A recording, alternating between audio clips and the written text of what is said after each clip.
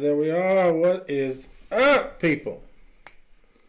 What we got? We got Joe, Eric, Chris, Matt, Miss Sherry, Justin, Paul, Jake. What is going on?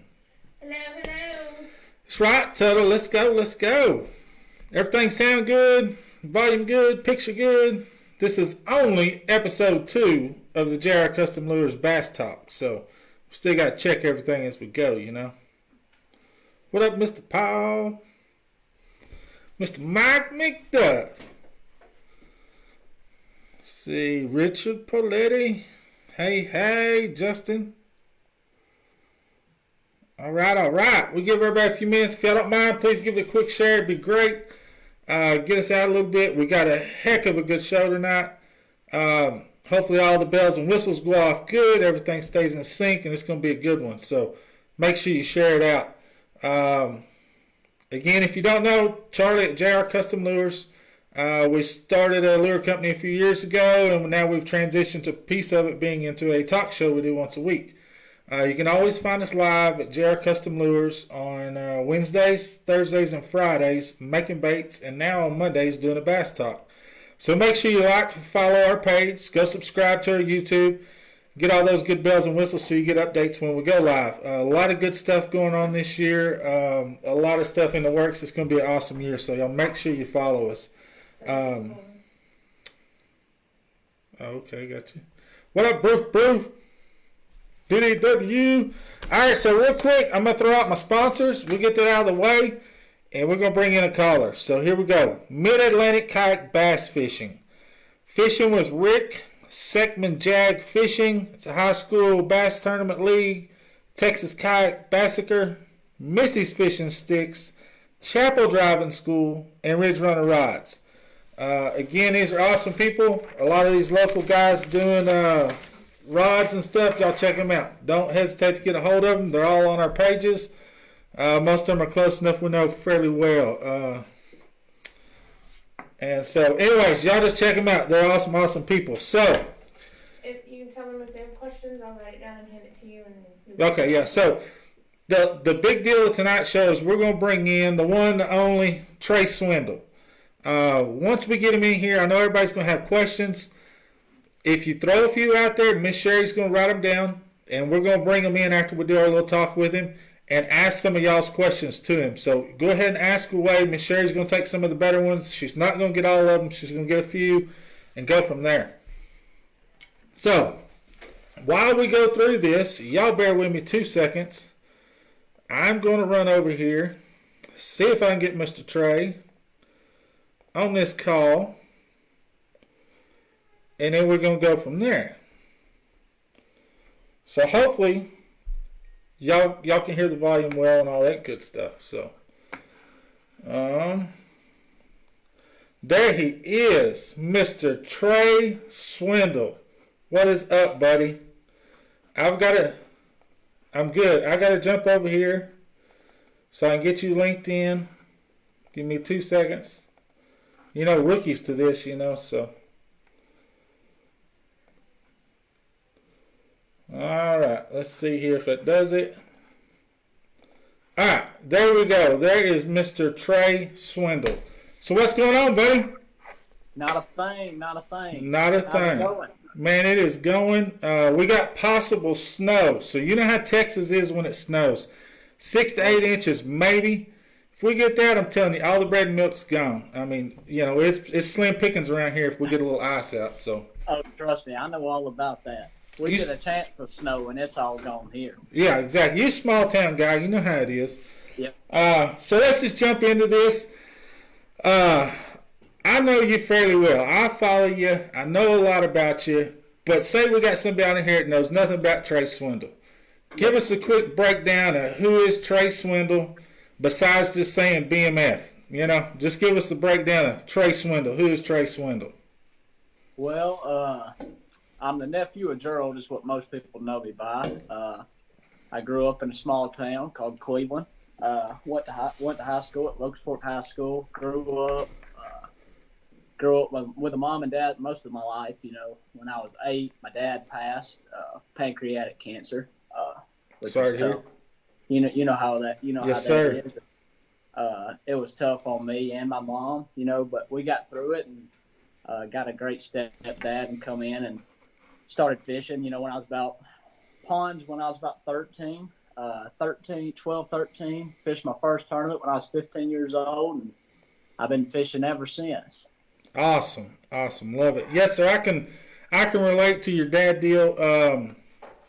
Awesome though to see you transition through that. I mean, it's if you hadn't experienced it, you know what I mean. It's a hell of a deal. It really jacks with your mind.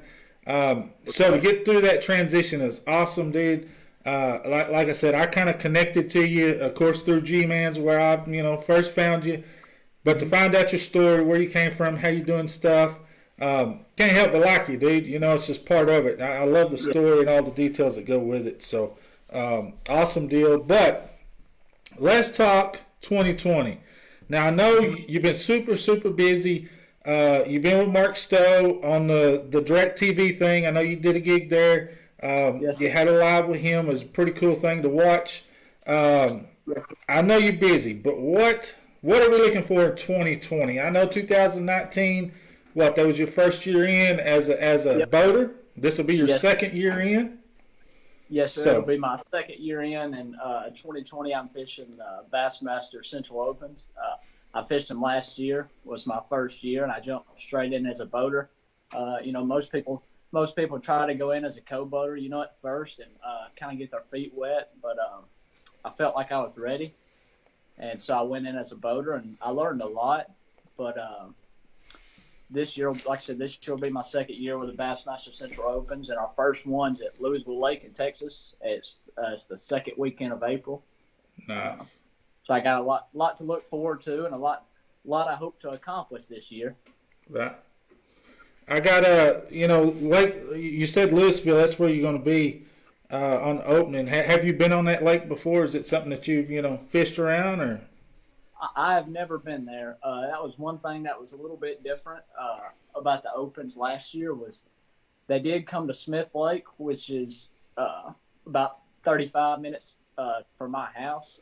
And this year they actually go to Neely Henry, which is about 40 minutes from my house. But the other three it was Toledo Bend, it was Toledo Bend, Mississippi River, and Grand Lake. I had never seen none of those bodies of water. Uncle G, I traveled with him, of course. He's seen all of them. I mean, he's seen every single lake around that you can put a boat in. But so that kind of helps me a little bit. But I have never seen any of these lakes except for Neely Henry, which is 30 minutes from the house. Gotcha. How are you looking at? You said Mississippi River. How are you seeing the river versus the lake? I mean, what is your favorite versus the other? You know what I'm saying as far as your river and lake? Yeah, I grew up with a guy, and he was a junk fisherman. He beat the bank. He was up shallow year round, and I kind of learned to fish on the Coosa River.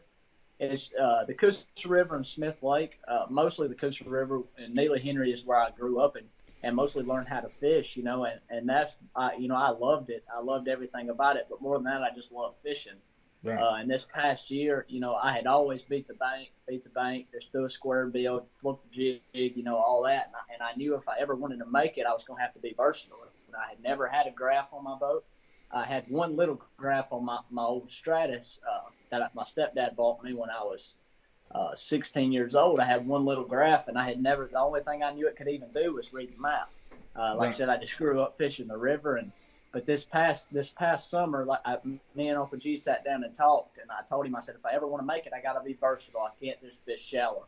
And he said, and I said, I want you to teach me. And he said, well, I appreciate you asking me to help you, but he said, the only way you're going to learn how to do it is to go do it. Mm-hmm. So he said, he sent me a graph. He got me a graph for my little Stratus, and I had one Helix 10 on there, and I spent hours and hours and hours of idling at Guntersville. And so this past year, and I got a new boat. I was blessed. My stepdad and my mom bought me a new boat. Awesome. And so it had two graphs. And this past summer, I really focused on lake fishing. Like the Tennessee River offshore fishing, and I really just fell in love with that. So I'm not sure. I just love fishing more than either one of them. So it's hard to pick a favorite. Yeah, and I can get that. I'm the bank beater. I'll go around and beat the bank all day long. I'm a shallow guy. and it's true what you say. If you want to win, if you want to get somewhere, you got to be versatile. You got to be able to do both. I suck at deep water, and it's just like you said. You got to go do it. You got to repetitively just do it till you figure it out. You learn it. I'm very impatient. I like hitting the shallows, and I like beating on the bank. That's just my go-to gig. So, yeah, you're exactly right. Another deal, not everybody's probably going to know this, but a little bit of history on you. You've had a little bit of YouTube fame, some old videos. I go back to one. It was a little while back. You're sitting in a boat. You're talking about the safety of a life vest and a kill switch. We host a tournament ourselves, JR Lure tournament every year, once a year. And that's a big topic that we share is the safety of having that life vest and that kill switch. We all know in our head the right thing to do. We don't always do that. And I say we because we've all been guilty of it once or twice, not doing it correctly. Yes, sir. What's that word of advice or reminder that you can give to the anglers that do this all the time, that know better, that we just still forget and make that mistake? Yeah, I think the bad part about it is most of the guys doing it is people like me. For instance, me and you, we know better. But we get so confident. We know our boat. We know what it runs. We know what it does, and we just think we don't have to have it. And I'm guilty of it, and I do it all the time, and I'm like, I'm not going to go fast or I'm not going far. The thing about it is, and I said that in the video, you never know what's going to happen.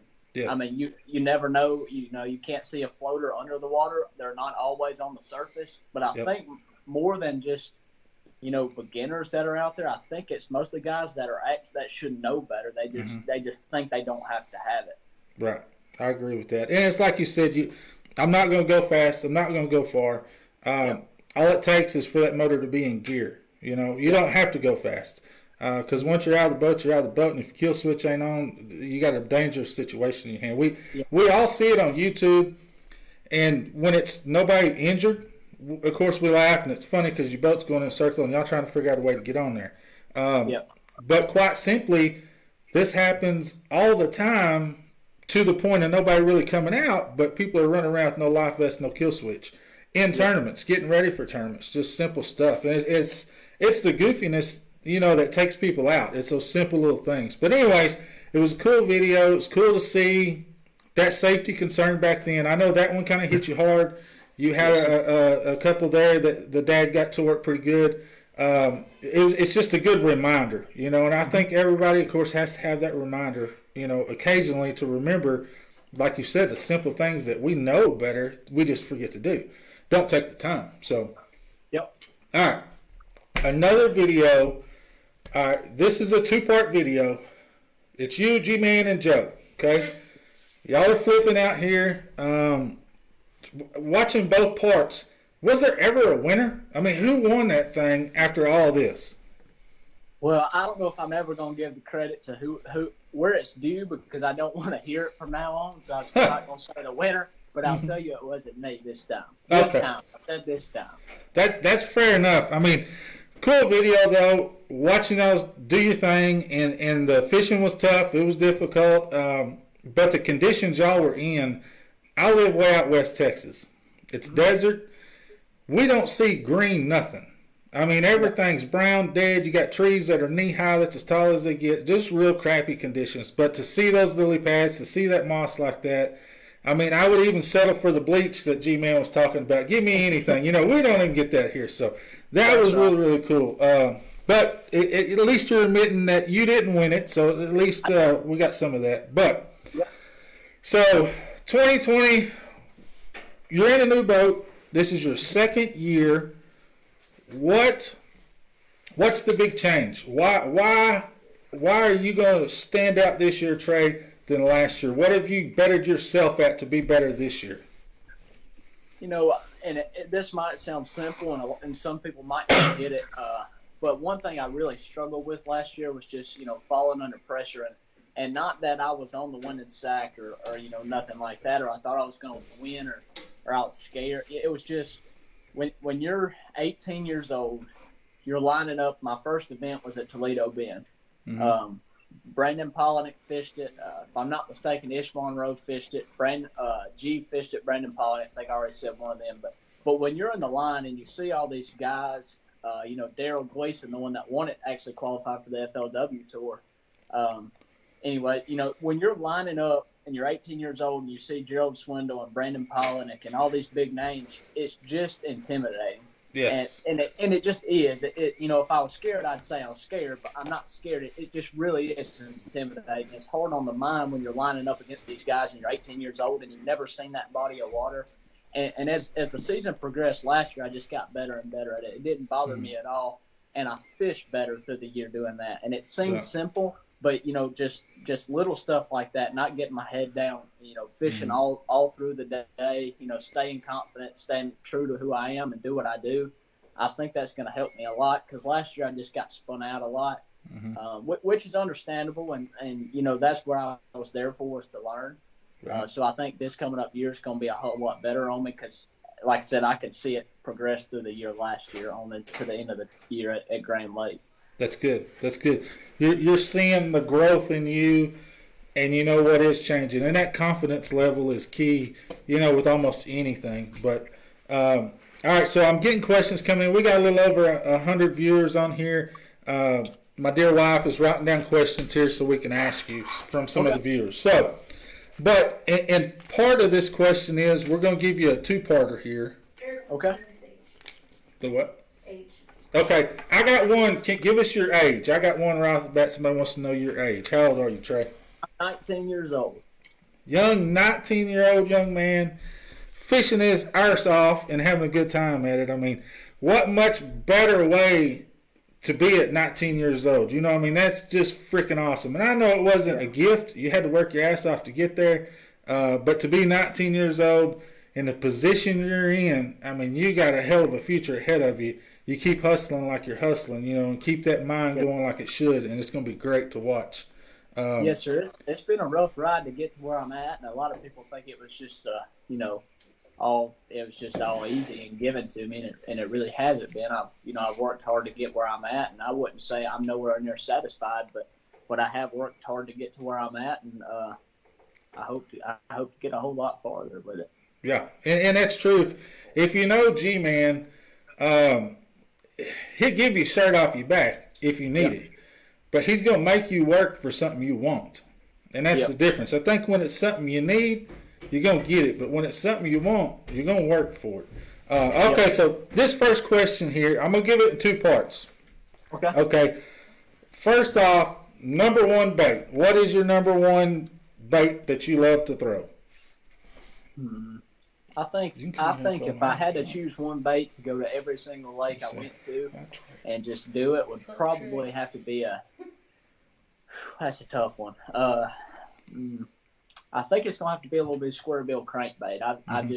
I've caught so many fish on it, and I got so much confidence in it. I just think you can go to any lake and crank down the riprap, bridges, sides of bridges, grass lines. I just think you can do a lot with that one little bait, and I think it's it's versatile. You can use it in the grass, on rocks, and it just catches a bunch of fish. It might not be the biggest, but a lot of times you're just looking for what I call a confidence bite, and I look for that during practice a lot, just a bite, just to give me, just to give me a hint of what's going on. And if you don't, if you're 18 years old, it's hard to say but if your attention span ain't too long, I act like mine's a long time, but it's not. So if I go 4 hours without getting a bite, it's real rough on me. I start giving up. I put my head down.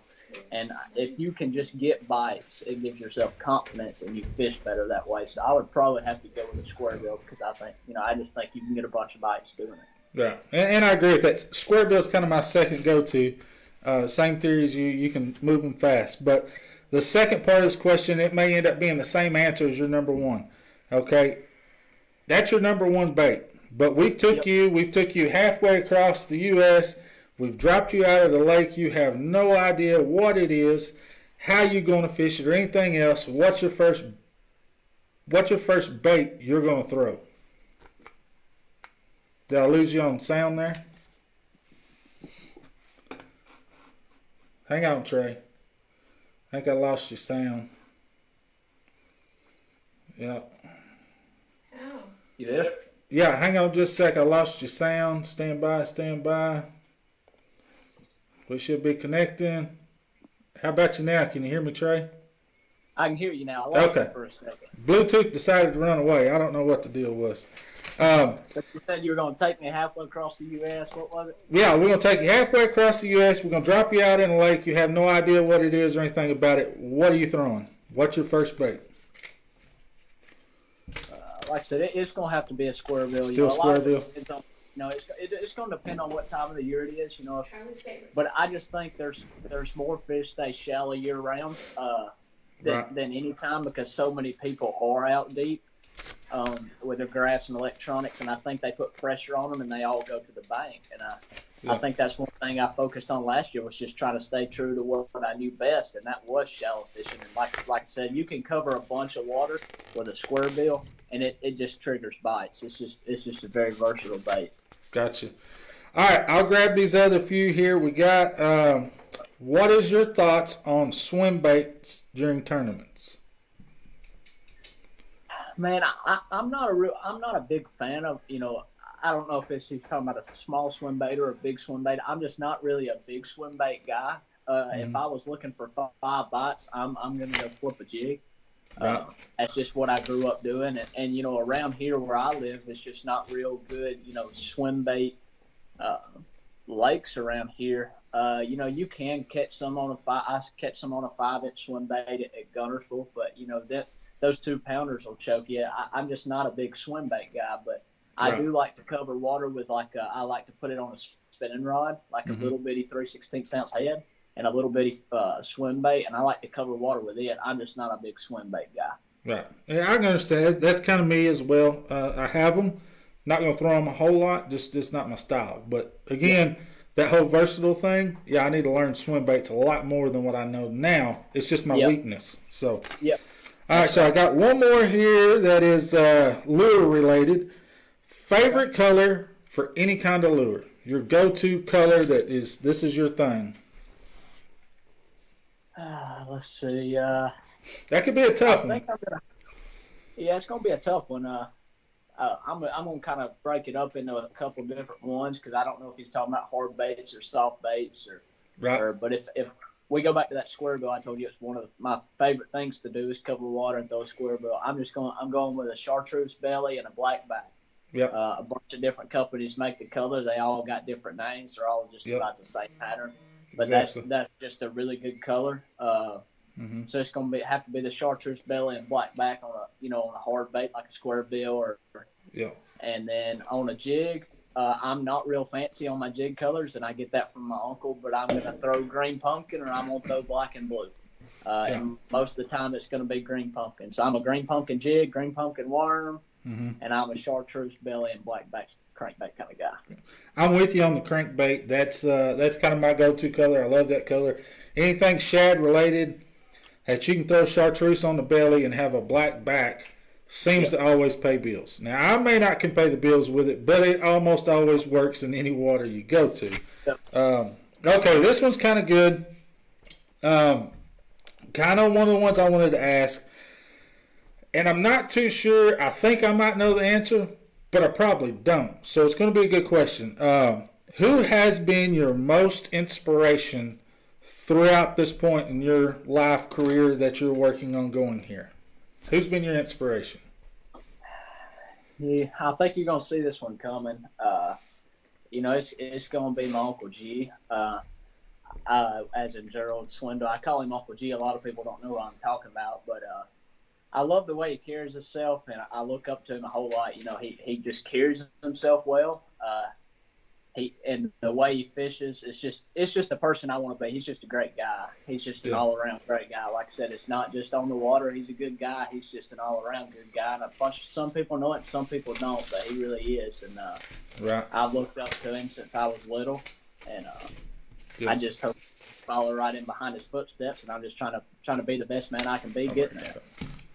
Yeah, and I agree with you. I think he's a hell of a dude. I've watched him for a while, but since really got close to watching him in the past few years when I started this company, I seem to navigate myself more towards him. But some of the motivation that he gives, it's simple. You know, you don't need all this rocket science. I mean, it's just basic adding shit together. You know, it's simple math. Yeah. And he makes that happen. He puts it in front of your eyes and shows you how simple life is to figure out. You just got to take the time to do it. So I agree. I like that answer. Let's see. I'm trying to read these as we go, and my vision's a little shitty at this age. But anyways, have you thought about going pro and joining G-Man in the Elite Series? I have. That's actually my goal. My goal is to fish the Opens, and rather I make it this year, I make it 4, 5, 6 years down the road. That's where I want to end up. And if it happens, it happens. If it don't, it don't. But I'm going to give it my all and see where it takes me. That's one thing I talked to Mark Stowe about. And me and him sat down and just kind of talked buddy to buddy. And I told him, and I said, man, I don't know where this road's going to take me. I said, I might end up on the Elite Series, and I might be working for a bait company in 6 years, but I'm going to hit this road full speed, and I'm not going to look back until I just hit a brick wall and can't go no farther. Yeah. And I said, if I never hit one, then I'll never look back. So that's the end goal is to qualify for the Elite Series, and it's been my goal since I was 13 or 14 years old. Yeah. I love it, dude. I like the idea. I know you're going to bust your ass to get there, and that's the cool part. Is again, the ride's not handed to you. You're going to start down low and work your way through the ranks and get to where you want to be by hard work. And I love that theory behind what you're doing. So, all right, that's one thing me and G talked about. He told me, he said, if it's all given to you, you'll never learn anything. And he said, if I don't hand you anything and I make you work for everything, when you step foot on top of the mountain, when you look back, it'll just give you more confidence. He said, because you look where you come through. He said it wasn't handed to you. You know, you had ups, you had downs, and you learned a whole lot on the way. You'll be better off. Yeah, I agree 100%. Okay, biggest bass you've caught, biggest 5 fish weighed in at a tournament. Kind of a double question there. Biggest bass I've ever caught to scale was 8.4. I actually caught one this year at Guntersville. I didn't have a scale with me, or last year at Guntersville, actually. It was last February, and I didn't have a scale with me. And I believe, I thought it was 12, but now that I go back and look at pictures, I think I big-eyed it a little bit. I think it was over 10. I just don't think it was even 11. I think it was about 10 and a quarter. Gotcha. What's your biggest basket of 5 fish? You know, what's your heaviest weight you've pulled in? The heaviest weight I've actually weighed in a tournament was 29.05. 29.05. I've had 32. I've never weighed it in a tournament though, so you can't win practice. If you could, I'd win every tournament, but you can't win practice, so I don't count that. I understand. And I know me and you're on Skype right now, so you can't actually see this video ran live right now on our Facebook. But I want you to know you got a ton of fans over here. People are giving you good luck for this year, telling you the sky's the limit. Keep busting your ass and moving forward because you got it in you. You're young and you're going to be able to get there. Trey and G-Man are 2 of the greatest guys there are. I mean, you're getting a lot of this on my feed over here of people replying back to you and just you as a person. And again, y'all are both cut from a different kind of cloth. And those people aren't every day. So having y'all in the fishing world, you're young and at the bottom. G-Man's up top and been here. Hang on. I lost you again. Hang on there, Mr. Trey. How do you keep listening? I'm still here, Trey. I lost you again. Give me just a second. Hello? This silly thing. Okay, here we go again.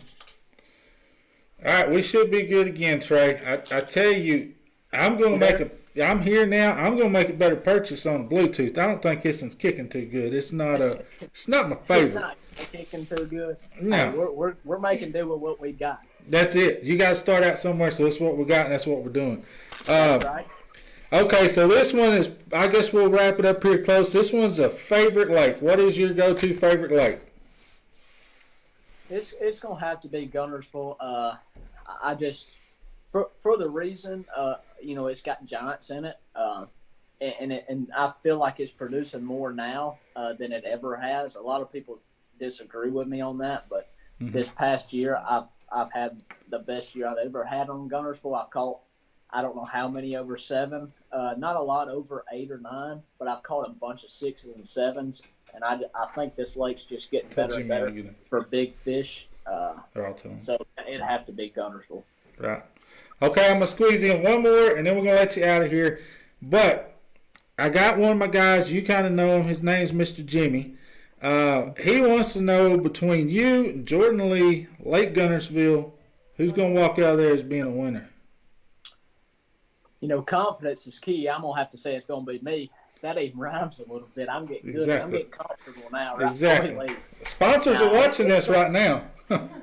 It's going to have to be me. I'm going to pick me. I might not win, but I'm going to give it all I got. Yeah, that's the attitude to have right there. And, I mean, that's what's going to move you to the next level and step you up every time, is having that attitude. And I love seeing that in you. So, but, look, I know you can't stay here all night, or we could talk to you forever.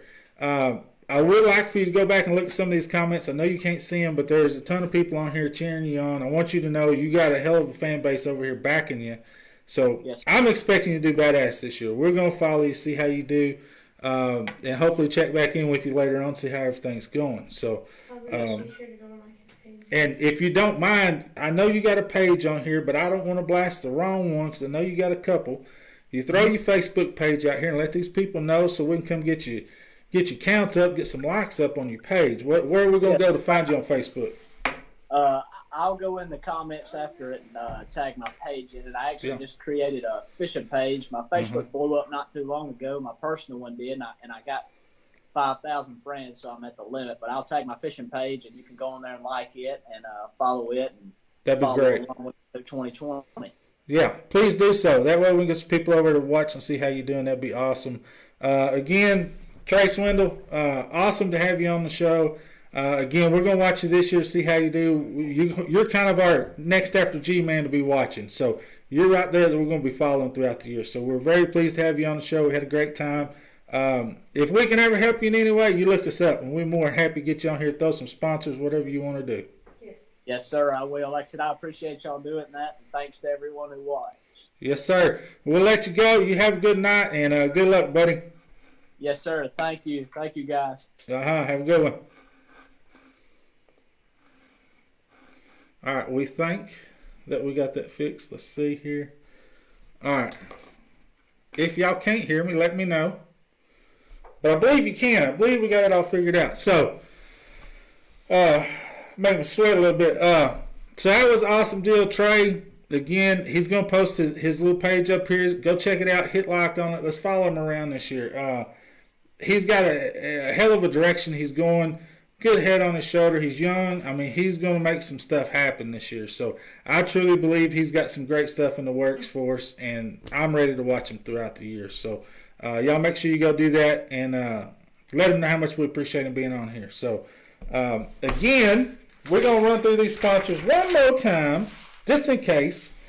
So, Mid-Atlantic Kayak Bass Fishing. It's a good kayak club. They are a member of us on our pro staff, and we're backing them, supporting them. Fishing with Rick. He does a lot of reports on Lake Rayburn.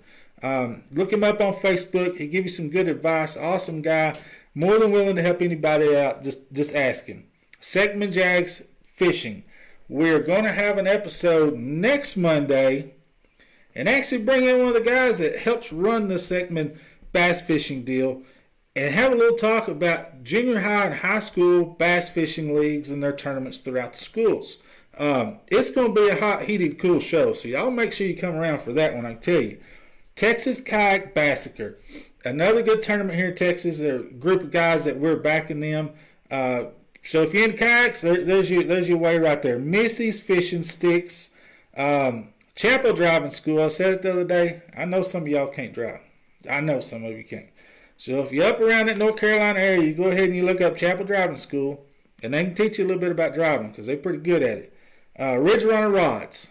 Missy's Fishing Sticks, Ridge Runner Rods. Two of some of the best rods you can buy. These things hold up. You can beat the fire out of them. They're both great guys, more than willing to help you out. You tell them what you want, or they can help you decide what you want if you don't know. So look them up. That pretty much wraps up our episode 2. I had a blast. Again, thank you, Trey Swindle. We had a blast having you on. Fun time. I'm going to watch him throughout the year. We'll get him back in here another time to see how he's doing. Don't forget us this Wednesday, Friday, and Saturday. We'll be live making our baits out in the shop. As y'all seen, we've crafted this froggy looking thing with a 7-inch ribbon tail. We're in the works of producing those molds, so that'll probably be happening around Wednesday, Friday, Saturday, somewhere around there. Y'all keep your ears open for us because we got snow coming in Texas and snow, and we ain't got no milk and bread. I'm just saying it's going to be rough, so y'all be watching for us. But appreciate everybody that jumped on here. Please don't forget to like, follow our page, make sure you get notifications. Go follow our YouTube. We really need some subscribers up on there, and subscribe to that. Outside of that, we're going to holler at y'all on Wednesday. We appreciate each and every one of y'all. Y'all have a good, safe night, and we'll holler.